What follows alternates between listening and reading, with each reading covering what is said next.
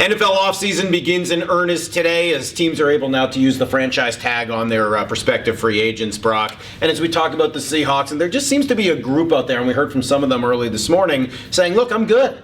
I don't need them to go crazy in free agency. Yeah, you're going to have the draft to fill some holes, but this team's just going to get better next year because they're going to mature, and they were so close last year, and now they just are just going to get over that hump for next season.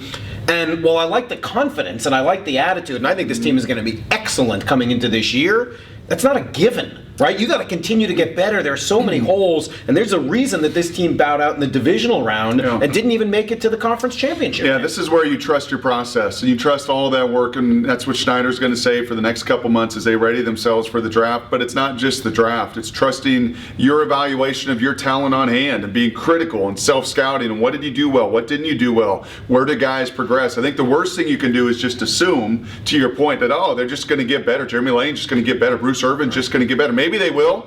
Maybe Bruce Irvin will put on 20 pounds. Maybe they will get better, but maybe they won't. And I know this group, and John Schneider starting at John and Pete, they weren't satisfied 1 through 53. There's no way at the end of the year when you're playing some backups and you got into some depth issues, they were completely satisfied. They'll continue to push. They have a long window. There should be a long time with Richard Sherman and Russell Wilson, these guys, where they can build for a long period, but they've got a window that is a little shorter with this exact group, with this group of guys that is as good as we believe they are. They need to give them every resource possible. And that doesn't mean salary cap jail. That doesn't mean screwing up your long-term future. But they're going to have to take some chances in order to try to win right now. But is there any player, Salk?